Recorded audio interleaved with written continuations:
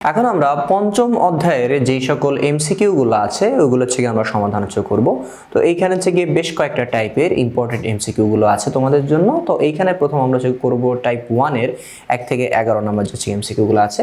তো এই টাইপ 1 এ আমরা গিয়ে কোন টপিকের করব যে চাপ রিলেটেড গিয়ে যে সকল এমসিকিউ গুলো আছে, চাপ এবং প্যাসকেলের সূত্র, তো ওই রিলেটেড এমসিকিউ গুলো আমরা এখানে দেখব। তো সর্বপ্রথম আমাদেরকে জিজ্ঞেস করছে যে চাপের মাত্রা কোনটি, চাপের মাত্রা কোনটি।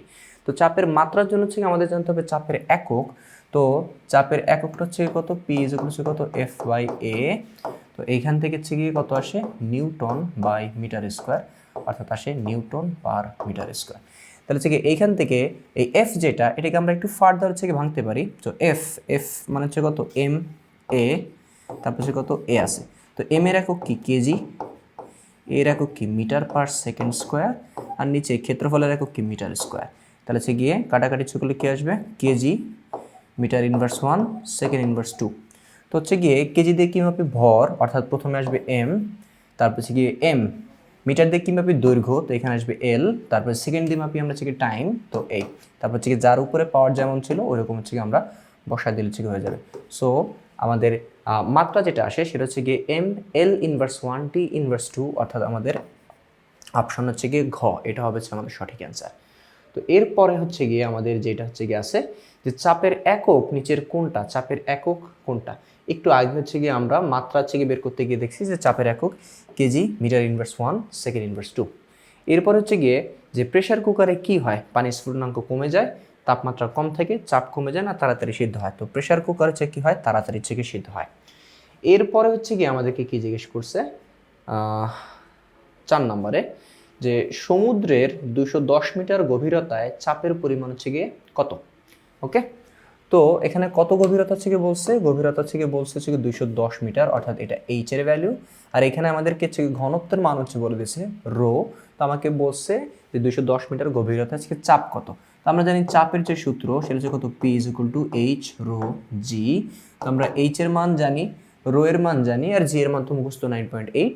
তো এইটা এখন আমরা ক্যালকুলেটরে হিসাব করলে হয়ে যাবে। তো এইচ এর মান 210, রো এর মান গিয়ে 1025, যেরকমটা এখানে দেওয়া আছে, জি এর মান 9.8। তাহলে আমাদের এখানে আসতেছে কত, 210940 প্যাসকেল। ওকে, তো এখানে প্যাসকেল আছে, কিন্তু আমাদের যেই অপশনসগুলো আছে সেই অপশন আমাদের উত্তরগুলো দেওয়া আছে কি এটিএমে। তাহলে আমাদের প্যাসকেল থেকে এটিএমে যাওয়ার জন্য কি করতে হবে, প্যাসকেলকে 101325 1,01,325 এটা দিয়ে কি করতে হবে, ভাগ করতে হবে। তো যদি ভাগ করি তাহলে আমাদের গিয়ে এখানে আসে 20.82। ওকে, এটাকে ভাগ করলে প্যাসকেলটা হয়ে যাবে এটিএম। তাহলে কি আমাদের কত, 20.82 এটিএম, যেটা গিয়ে গ এর গিয়ে ক্লোজেস্ট। তাহলে গিয়ে আমাদের 4 এর অ্যান্সার হবে গিয়ে গ, 20.83 এটিএম। এরপর গিয়ে আমাদের এখানে 5 নম্বরে কি জিজ্ঞেস করছে, 5 সেন্টিমিটার স্কোয়ার ক্ষেত্রফলের উপরে 2 নিউটন বল লম্বভাবে প্রযুক্ত হলে চাপ কত হবে। আচ্ছা, তো চাপের কি সূত্র আমরা সবাই জানি যে চাপ পি ইজ ইকুয়াল টু কত, এফ বাই এ।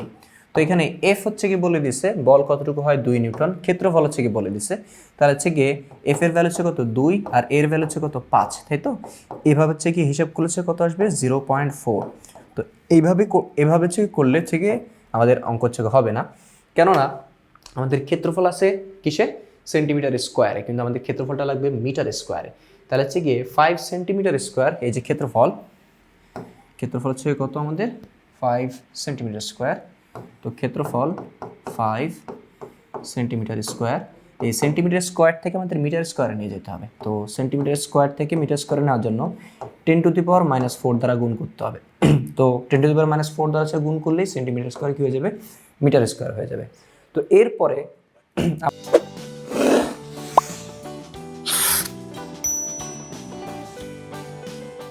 আমরা গিয়ে যেই চাপের সূত্র P is equal to F by A, এটা এখন বসা দেবো। এফ এর মান কত 2, আর এর মান কি এইটা 5 × 10⁻⁴। তাহলে 2/5 × 10⁻⁴। এবার হিসাব করলে আসে 4000 প্যাসকেল। তো এইটা আমাদের অ্যান্সার, ঘ নম্বরটা। তো এরপরে কি বলছে যে প্যাসকেলের সূত্র কোন পদার্থের ক্ষেত্রে কি প্রযোজ্য। প্যাসকেলের সূত্র কোন পদার্থের ক্ষেত্রে প্রযোজ্য? তো প্যাসকেলের সূত্র হচ্ছে গিয়ে তরল পদার্থের জন্য হচ্ছে প্রযোজ্য, আর হচ্ছে গিয়ে বায়বীয় পদার্থের জন্য হচ্ছে প্রযোজ্য, দুইটাই। তো এই দুইটার হচ্ছে গিয়ে আমাদের কি আছে, ক এবং খ উভয় যেহেতু হচ্ছে গিয়ে আছে, তো আমরা এখানে হচ্ছে গিয়ে লিখতে পারি ক এবং খ উভয়। এরপরে হচ্ছে গিয়ে যে কোয়েশ্চেনটা 7 নম্বর, এখানে আমাদেরকে কি জিজ্ঞেস করছে যে বল বৃদ্ধিকরণ নীতি কোন সূত্রের সাহায্যে প্রতিপাদন করা হয়েছে? বল বৃদ্ধিকরণ নীতি হচ্ছে আমরা জানি F2/F1 = A2/A1, এটা হচ্ছে কি আমাদের প্যাসকেলের সূত্র থেকে আসা। ওকে, তাহলে হচ্ছে কি 7-এর যে অ্যান্সার এটা হবে হচ্ছে কি খ।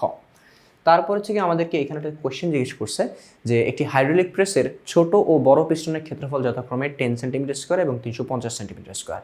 তো ছোট পিস্টনে যদি 100 নিউটন বল প্রয়োগ করা হয় তাহলে বড় পিস্টনে কত বল পাওয়া যাবে?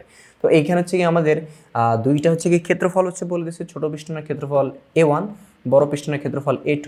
ছোট পিস্টন হচ্ছে কতটুকু বল প্রয়োগ করছে, এটা হচ্ছে আমাদের F1, তাহলে বড় পিস্টনে কতটুকু বল পাওয়া যাবে অর্থাৎ F2, এটা হচ্ছে আমাদের কাছে জানতে চেয়েছে। তো আমরা সূত্র হচ্ছে কি যেটা হচ্ছে কি জানি F2/F1 = A2/A1।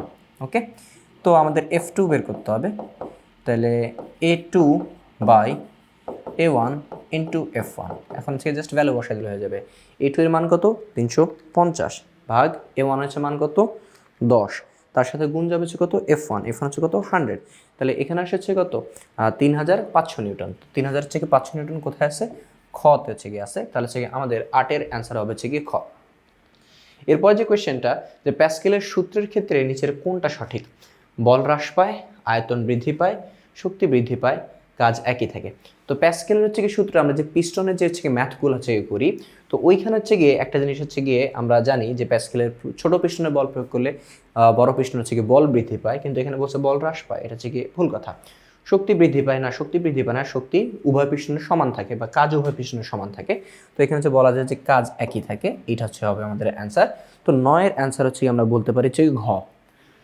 তো এরপর হচ্ছে গিয়ে আমরা 10 এবং 11 লাস্ট যে দুটো হচ্ছে কোয়েশ্চেন আছে, ওই দুটো হচ্ছে কোয়েশ্চেনের দিকে হচ্ছে আগাই। তো এইখানে হচ্ছে আমাদের কাছে কি বলা আছে, তো এখানে হচ্ছে কি বলছে যে বল বৃদ্ধিকরণ নীতি অনুসারে দুটি সিলিন্ডারের ব্যাসের অনুপাত কত, 1:4। তো এটা যদি হয় তাহলে বলের অনুপাত হচ্ছে কত হবে? ওকে, তো এখানে হচ্ছে কি খেয়াল করো যে ছোট পিস্টনের ব্যাস ধরলাম D1 এবং বড় পিস্টনের ব্যাস ধরলাম হচ্ছে কি D2, এই দুইটার অনুপাত করলে আসবে 1:4। ওকে, তো এখন হচ্ছে গিয়ে আমরা এখানে কি লিখতে পারি যে D1/D2 = কত, 1/4। ঠিক আছে, D1/D2 = কত, 1/4।